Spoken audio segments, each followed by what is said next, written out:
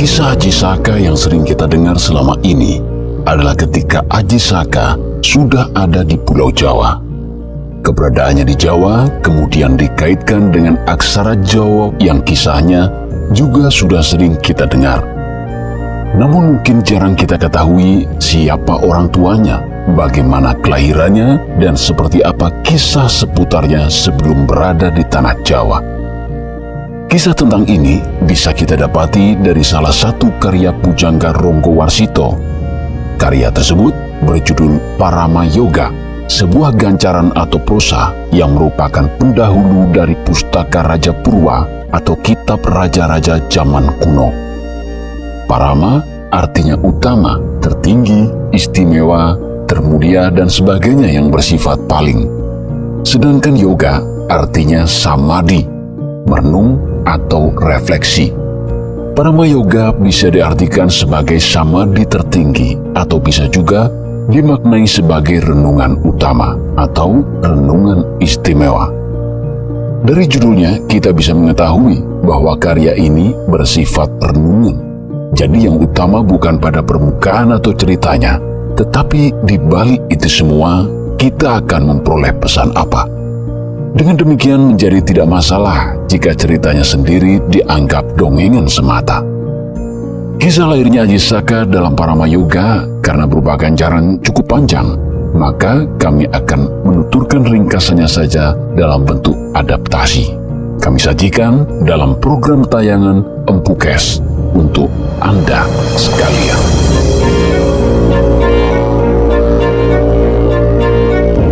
Para pendemun sekalian dimanapun panjenengan berada, seperti dikisahkan dalam Kitab Sara dan sesuai kitab Miladuniren, tersebutlah seorang raja bernama Prabu Sarkil yang bertahta di Najran. Dia memiliki kepandaian berdagang, sehingga sering berlayar ke berbagai negeri membawa benda-benda buatan negerinya. Sifatnya sangat sederhana, sehingga setiap memulai perjalanan, segala upacara perpisahan dianggap tidak perlu ada. Suatu kali dalam perjalanannya di lautan wilayah Hindi, badai dahsyat menghantam rombongannya. Seluruh harta benda yang dibawa tenggelam tidak bersisa, sementara seluruh tentaranya tewas dan lenyap ditelan gelombang. Namun Prabu Sarkil masih hidup. Dia berpegangan erat pada sesuatu yang mampu mengapungkannya di permukaan dan tetap bernafas.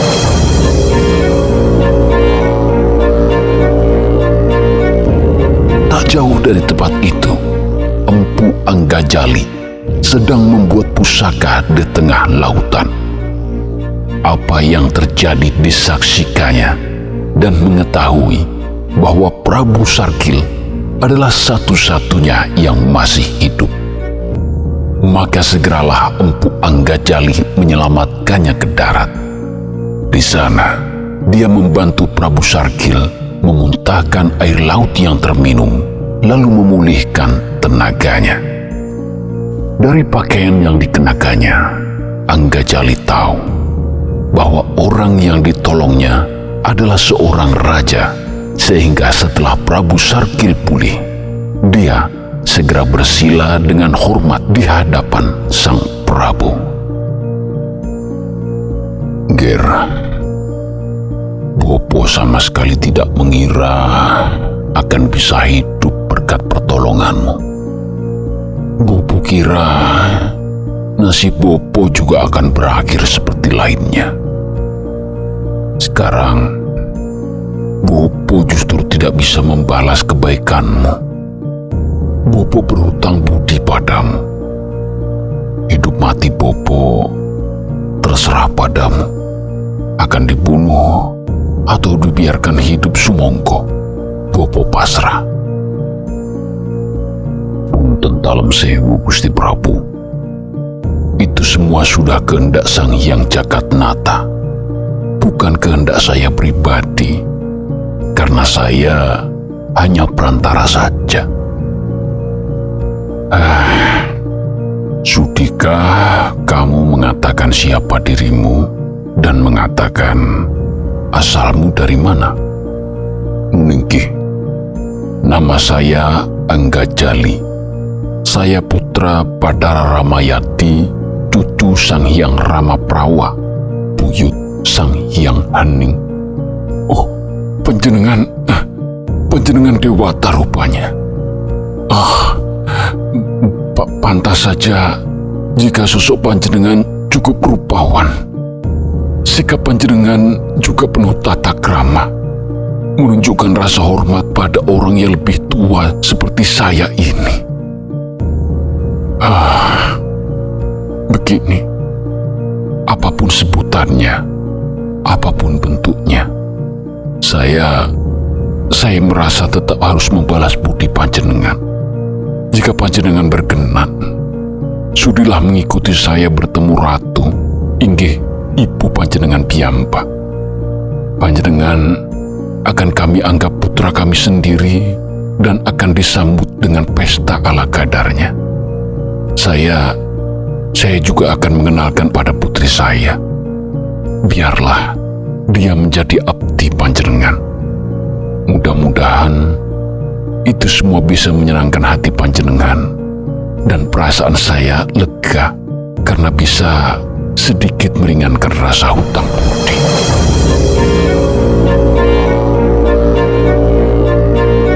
Singkat cerita, tawaran itu diterima oleh Anggajali dan berangkatlah ke Najran. Putri Prabu Sarkil ditolak sebagai abdi, namun justru dijadikan istri. Menikahlah Anggajali dan Dewi Saka dengan rasa sama-sama cinta. Hidup rukun, damai tentram, hingga Dewi Saka kemudian hamil 3 bulan. Sayangnya, Anggajali mendadak mendapat petunjuk dari Sang Hyang Jagatnata untuk membuat pusaka di wilayah Hindi bagi para dewa. Karena tidak bisa menolak perintah itu, berpamitanlah dia untuk meninggalkan istri dan Najran pada umumnya.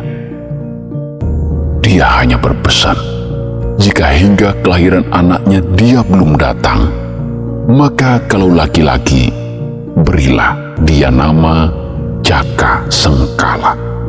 Sementara kalau perempuan, hak memberi nama diserahkan pada istrinya.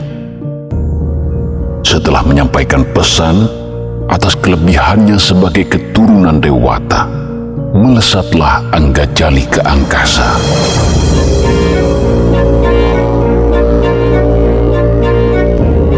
Keanehan pelan-pelan tiba.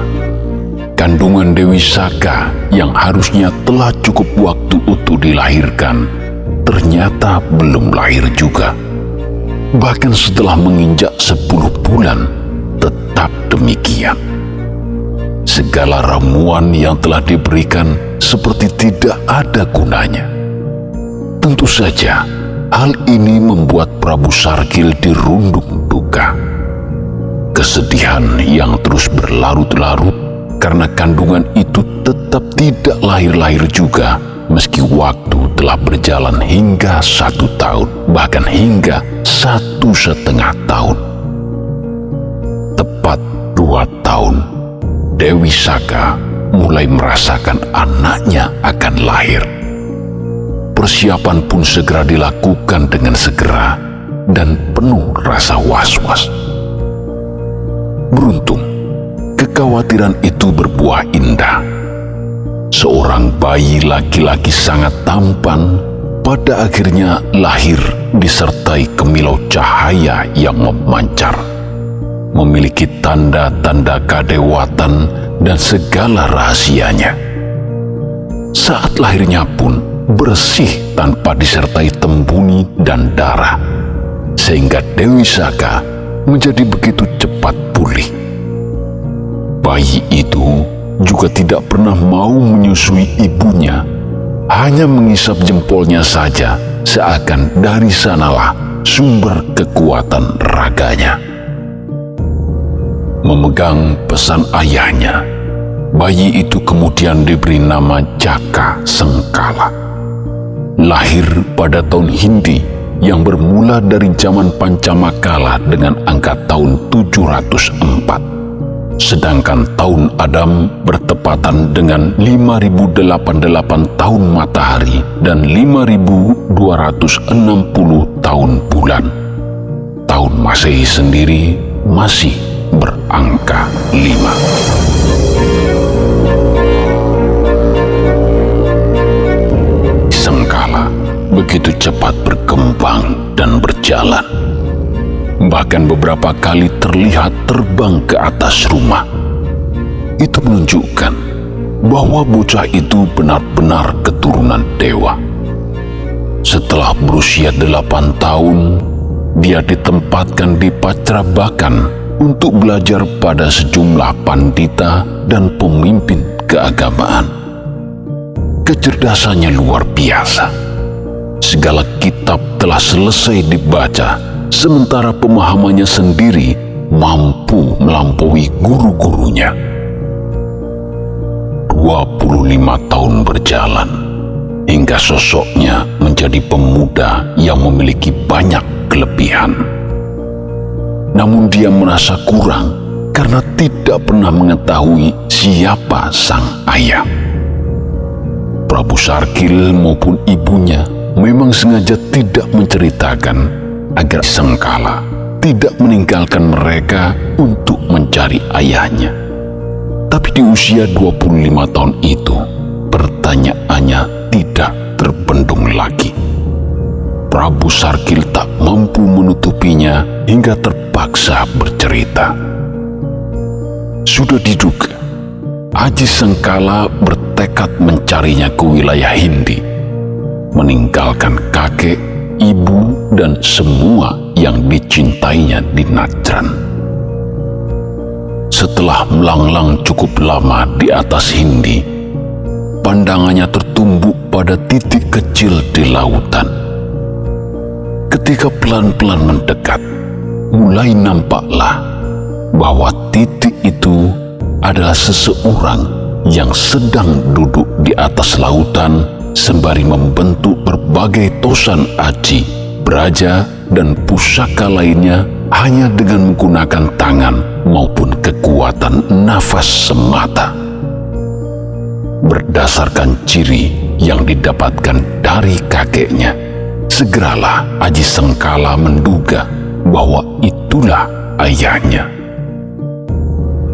Terkejut Empu Anggajali melihat seorang pemuda dengan ciri dewata tiba-tiba muncul di dekatnya, mampu duduk dan bersila di atas air. Segeralah ditanya siapa dia dan apa keinginannya. Tuturan yang begitu detil dari Aji Sengkala membuat hati Anggajali begitu gembira. Tidak salah lagi, memang dialah putranya yang telah lahir dan beranjak dewasa dari Najran. Di peluknya pemuda itu dilepaskan segala kerinduan ayah dan anak seluruhnya. Ketika berbagai rasa telah tertumpah, mereka pun terlibat dalam pembicaraan.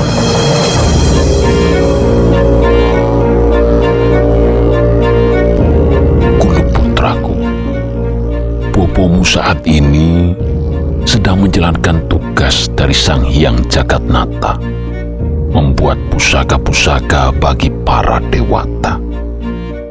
Jika kamu mengikutiku, kamu akan menderita. Pulanglah kembali ke Najran bersama ibu dan kakekmu. Di sana, hidupmu lebih mulia dan sejahtera sebagai cucu raja.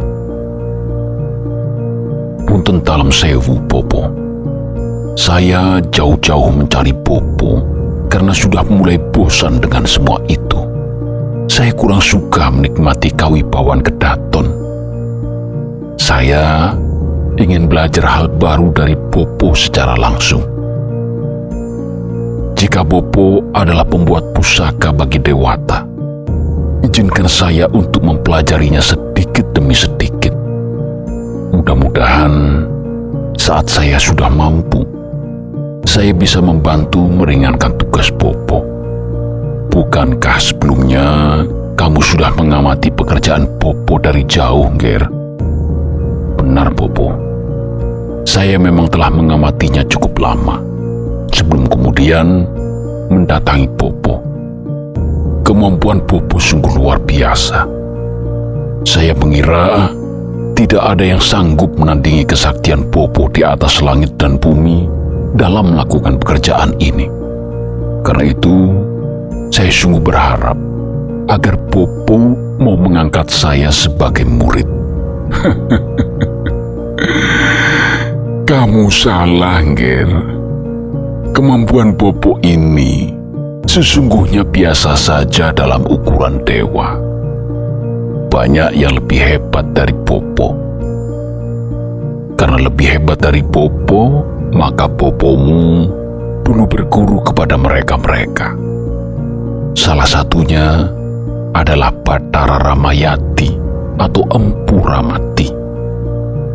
Kalau dia sedang membuat pusaka, tempatnya di atas mega atau di puncak gunung.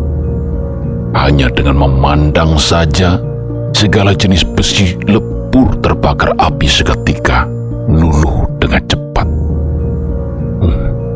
Bathara Ramayati? Siapakah beliau ini, Popo?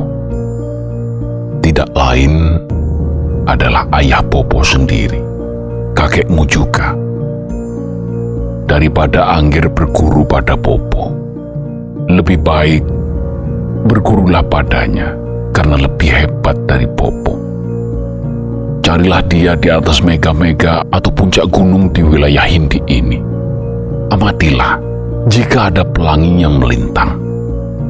Di sanalah biasanya beliau berada dan bekerja. Jika memang demikian yang dikehendaki Popo, saya akan segera mencari dan berguru padanya. Izinkan saya untuk pamit, Popo.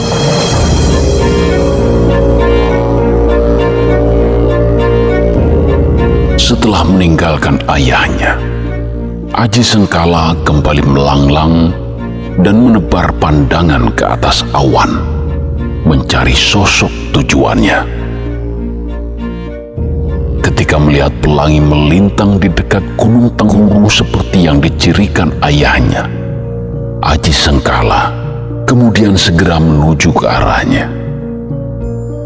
Benar saja, dia menjumpai Bathara Ramayadi sedang membuat pusaka di sana. Ketika menghadap dan bertatap muka, Aji Sengkala kagum pada kakeknya itu. Kesaktiannya sungguh luar biasa, karena beliau langsung tahu siapa dirinya tanpa perlu dijelaskan ini itu. Beliau tahu asal-usulnya dan tentu saja langsung mengakrabi Aji Sengkala, cucunya sendiri, putra dari Anggajali. Yakinlah dia bahwa guru hebat yang dicarinya sudah tepat dan kini sedang berada di depannya. Nyuwun pangapunten, Eyang. Apakah Eyang juga tahu maksud kedatangan saya ini? Tentu saja, putuku Sengkala. Eyang juga sudah tahu maksud kedatanganmu. Eyang senang kamu akan mengikuti jejak orang tuamu sebagai pembuat pusaka dewata dan lantas diberi petunjuk untuk mencari Eyang yang lebih hebat kemampuannya dari ayahmu. Tetapi kamu salah sangka, putuku. Salah sangka bagaimana, Eyang? Apakah Eyang juga seperti ayah saya, menganggap bahwa ada yang lebih hebat dari Eyang sendiri? Benar, aku belum ada apa-apanya dibanding saudaraku sendiri. Tepatnya, saudara sepupuku. Seluruh alam ini tidak ada yang menandingi kehebatannya.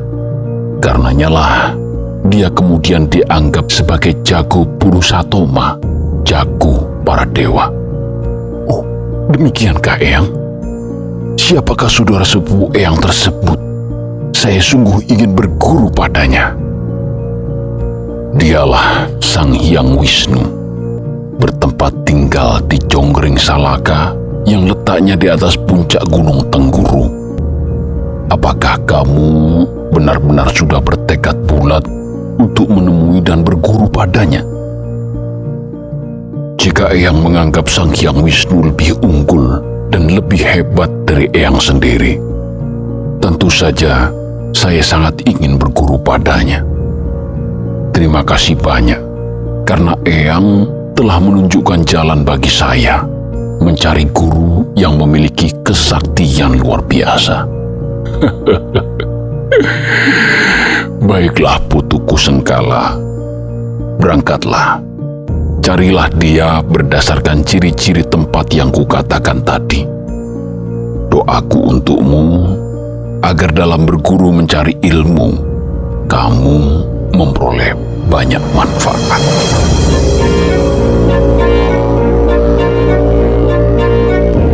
Dalam pencariannya, Aji Sengkala terkagum-kagum melihat keindahan kayangan. Apalagi setelah Sang Hyang Wisnu bersedia menemuinya dengan pakaian hijau serba emas yang menyala-nyala. Sosoknya bersinar bak pancaran matahari. Senjata cakranya begitu menggetarkan siapa saja, sehingga Aji Sengkala tertunduk hormat. Hai Sengkala putra Anggajali, mengapa kamu tidak puas berguru pada ayah dan kakekmu sendiri? Ketahuilah, kemampuan mereka sungguh mumpuni dalam berbagai ilmu kesaktian. Jika kamu ingin berguru kepadaku, apakah kamu akan sanggup mengikuti tata cara dan tanggung jawabnya? Terkejut Aji Sengkala oleh perkataan Sang Hyang Wisnu. Wajahnya memerah. Belum sempat dia mengatakan asal-usul dan maksud kedatangannya, Sang Hyang Wisnu bahkan sudah langsung menegur. Pukulun, karena sudah niat saya untuk berguru pada Pukulun, maka segala sakit hingga kematian sekalipun tidak akan saya hiraukan, asal terkabul niat dan tekad saya untuk mendapat guru yang unggul dan sempurna. Jika maksudmu memang demikian, cobalah mengikuti semua tindak tanduk dan tingkah lakuku. Tujuannya, agar kamu mengetahui lebih dulu segala bentuk kelebihanku. Meski aku belum memberimu pelajaran apa-apa, tapi kamu akan aku buat sanggup mengikuti diriku. Setelah mendengar kesediaan Aji Sengkala, Sang Hyang Wisnu mengheningkan cipta, menutup panca indera dan secara ajaib amblas ke dalam bumi. Namun seketika itu juga dia melesat ke angkasa sangat tinggi. Dalam sekejap dia sudah ada di kutub utara, lalu kutub selatan, sekejap muncul di batas barat, lalu batas timur, hingga kembali berakhir di puncak Gunung Tengguru. Seluruh gerakan itu Aji Sengkala menyertainya. Dia takjub dan terkagum melihat kesaktian Sang Hyang Wisnu yang demikian. Karenanya Aji Sengkala begitu memohon agar beliau mau mengangkatnya sebagai murid. Hai Kulub, benar katamu, kecuali ayahku Sang Hyang Jagatnata, tidak ada lagi yang menyamai kesaktianku. Tetapi sesungguhnya kesaktianku belum sempurna. Kesempurnaan ilmu hanya dapat dicapai jika kita memahami kelepasan budi, memahami kehidupannya sendiri. Manusia yang demikian adalah manusia sejati. Padahal pengetahuanku tentang itu masih kalah jauh dengan seorang teman yang bernama Musmanaji, seorang raja pandita.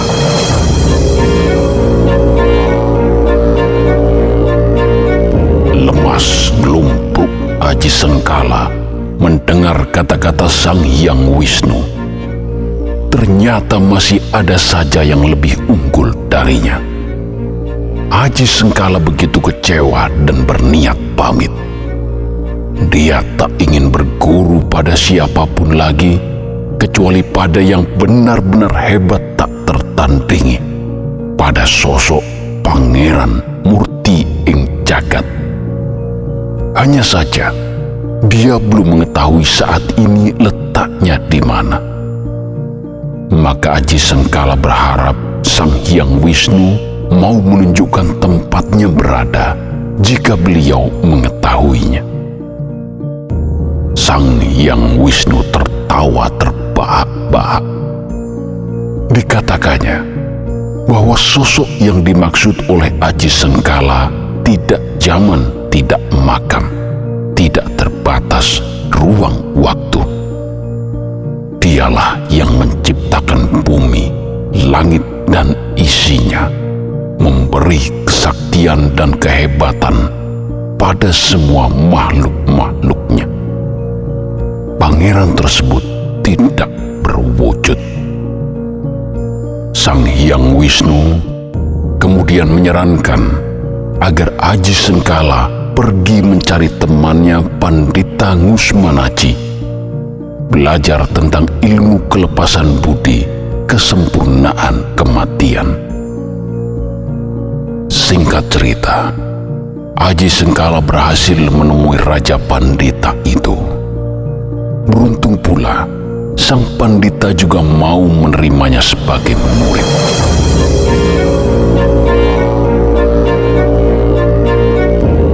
Bertahun-tahun, Aji Sengkala berguru padanya hingga dalam sebuah pembicaraan, sang Pandita mengatakan bahwa perjalanan hidup Aji Sengkala masih panjang. Dia dikehendaki untuk datang ke Pulau Dawa lalu menanaminya. Letak Pulau Dawa itu di sebelah tenggara Hindi. Namun sebelum itu, masih banyak peristiwa akan terjadi. Dalam waktu dekat, seluruh pekerjaan ayahnya Anggajali akan diterima Sang Hyang Jagatnata.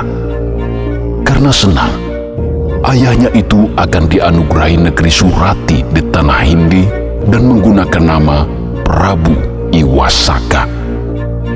Selanjutnya, sebuah malapetaka akan terjadi, sehingga membuat ayahnya melarikan diri kembali ke Kayangan Argadumilah. Tampuk kekuasaan berpindah ke tangan Aji Sengkala, di mana dia kemudian menggunakan nama Prabu Isaka atau Aji Saka. Sementara hanya beberapa saat di Kayangan, sang ayah dan kakeknya diminta untuk membuat pusaka lagi di Gunung Candramuka yang kelak berubah namanya menjadi Gunung Merapi. Malapetaka kembali terjadi di tanah Hindi, sehingga membuat Aji Saka terpaksa meninggalkan negeri Surati ke arah tenggara, menuju sebuah pulau kosong yang dawa atau panjang, dan peristiwa baru terjadilah.